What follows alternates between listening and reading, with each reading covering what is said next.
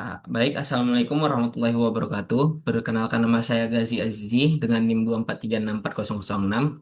Jadi saya akan menjelaskan mengenai metal detektor untuk memenuhi syarat UAS medan elektromagnetik.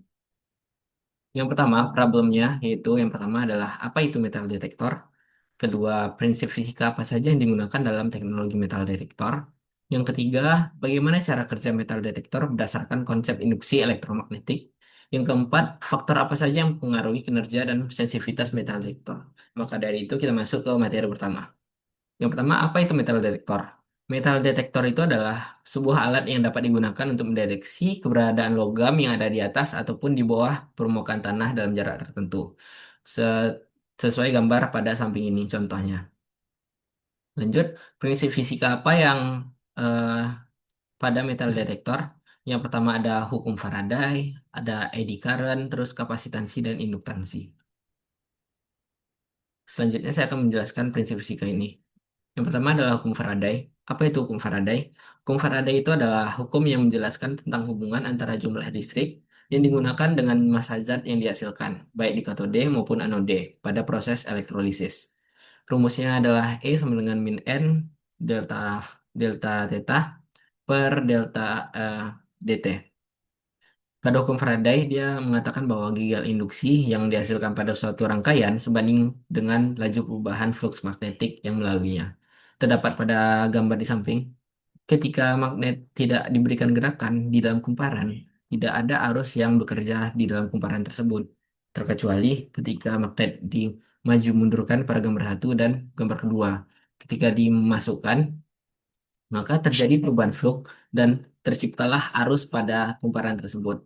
Ketika ini juga dikeluarkan, terjadi juga perubahan flux, maka timbul juga arusnya, gejala induksinya. Terus yang kedua adalah eddy current. Eddy current ini adalah arus listrik melingkar yang terinduksi di dalam material konduktif seperti logam. Ketika material tersebut ditempatkan dalam medan magnet yang berubah-ubah atau saat material bergerak memotong medan magnet, menciptakan pusaran arus seperti pusaran air. Selanjutnya ada kapasitansi dan induktansi. Apa itu kapasitansi dan induktansi? Kalau induksi sendiri adalah kemampuan suatu kumparan atau rangkaian listrik untuk menghasilkan GGL induksi ketika terjadi perubahan.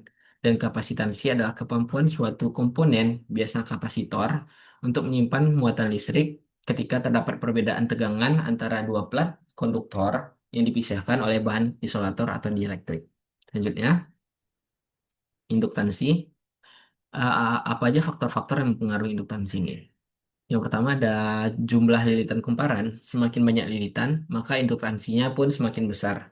Terus ada inti material, besi atau ferit lebih meningkatkan induktansinya. Terus ada luas penampang. Luas penampang kumparan, semakin luas penampang kumparan, induktansinya semakin besar. Yang selanjutnya, panjang kumparan. Semakin panjang induktansi, semakin panjang kumparan, maka induktansi semakin kecil. Selanjutnya, pada kapasitansi, apa saja faktor-faktor yang mempengaruhi besar atau kecilnya kapasitansinya? Luas plat yang pertama. Semakin luas platnya, kapasitasnya semakin besar. Jarak antar platnya, semakin dekat jarak antar plat, maka kapasitas lebih besar. Jenis bahan dielektrik. Dielektrik konstan tinggi, kapasitasnya semakin meningkat. Lanjut, apa saja komponen di dalam metal detektor yang saya buat? Biasanya kumparan pemancar transmitter coil, terus ada kumparan penerima receiver coil, terus sirkuit penguat sinyal, sistem pemrosesan sinyal, dan unit kontrol dan indikator. Lalu bagaimana sih cara kerja dari metal detektor ini? Proses awalnya, koil pemancar akan menghasilkan medan di magnet yang berputar. Lalu pada saat dia bertemu non logam tanpa logam, medan magnet itu tetap simetris. Tidak ada sinyal yang dihasilkan tanpa logam. Ketika dengan logam, medan magnet menginduksi arus pusar pada logam, maka akan menghasilkan medan magnet balasan. Maka dari itu akan timbul sinyal GGL pada koil penerima. Lalu diidentifikasi logamnya. Kalau dia fasenya 90 derajat, maka itu adalah logam ferromagnetik seperti baja, besi. Kalau fasenya lebih dari 90 derajat, maka itu adalah logam non ferromagnetik seperti aluminium, tembaga, dan lain-lain. Yang terakhir, apa saja faktor yang mempengaruhi dari sensitivitas dari metal detektor? Yang pertama adalah gangguan dari elektroniknya sendiri, terus frekuensi operasi, kedalaman objek, jenis ukuran dan ukuran logam, dan ukuran konfigurasi kumparan. Lalu di sini saya ada membuat video pembuatannya. Mari kita tonton.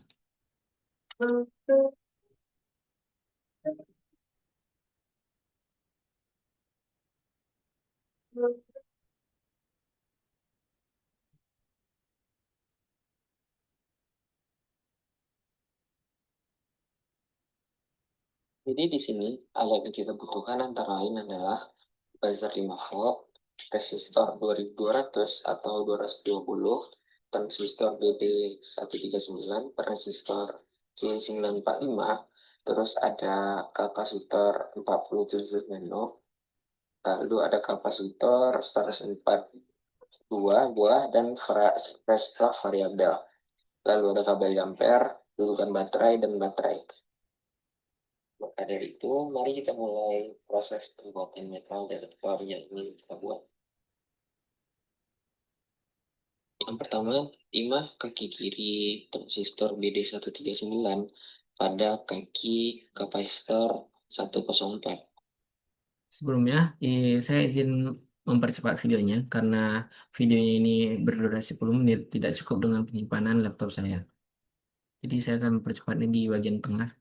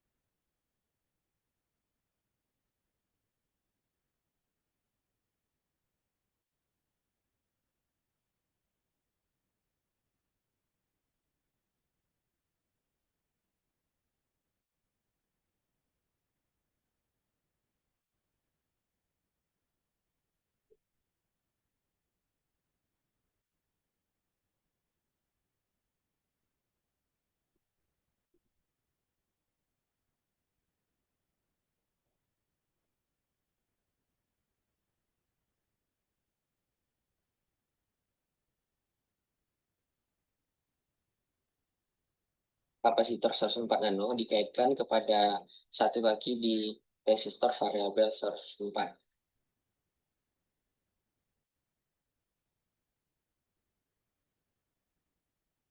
Lalu dua kaki pada resistor variabel kaitkan pada kapasitor 47 nano.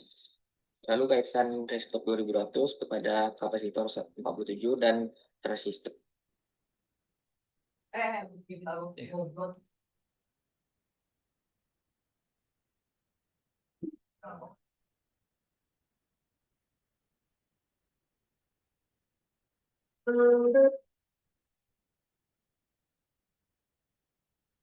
input negatif pada kabel hijau diletakkan pada kaki positif buzzer.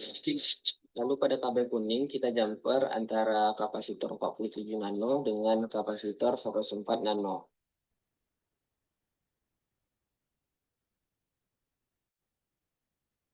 Lalu yang terakhir kita kaitkan kabel jumper pada transistor T945.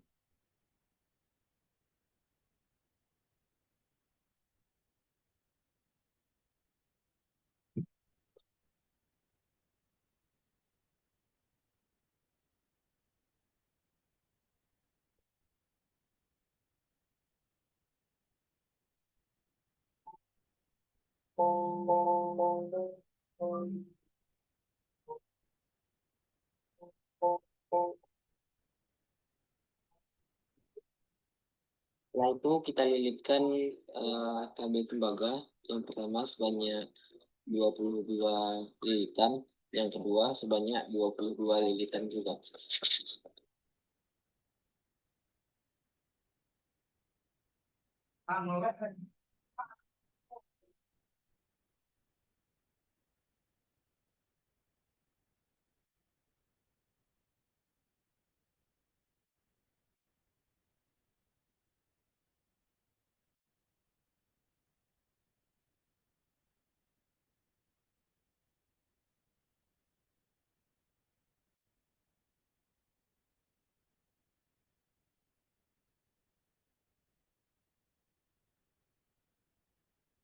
Jadi di sini kabel-kabelnya yang pertama, kabel yang terikat dengan positif dari buzzer, kita kaitkan pada positif baterai.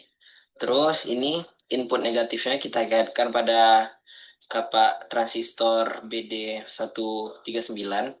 Terus ini juga yang satu kaki yang masuk ke kabel tembaga kaitkan pada kaki positif juga, buzzer 5 volt. Terus yang pada kaki transistor yang warna hijau, kaki transistor BD139, kaitkan pada timah lilitan awal. Terus tambah satu lagi, ini di jumper antara kapasitor 47 nano dengan kapasitor 104, lalu kaitkan dengan lilitan terakhir pada timah, lilitan ke-44. Jadi, yang warna oranye ini lilitan ke-22, ini lilitan ke-1, dan ini lilitan ke-44. Sebelum dimulai, kita harus mengatur pada resistor variabel ya, dengan menggunakan tang saja, cari frekuensinya yang sesuai dengan logamnya. Misalkan kalau kita dekatkan logam, jadi bunyi gini. Kalau kita naikkan, jadi bunyinya hilang. Nah, kalau dekatin lagi, bunyinya akan datang lagi. Naikkan lagi, bunyinya akan hilang. Nah, begitu ya guys ya. Sekian, terima kasih.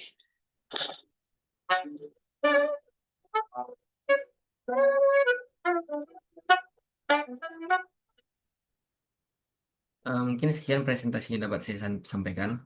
Eh, Mohon maaf bila ada salah kata. Assalamualaikum warahmatullahi wabarakatuh. Udah, Bang.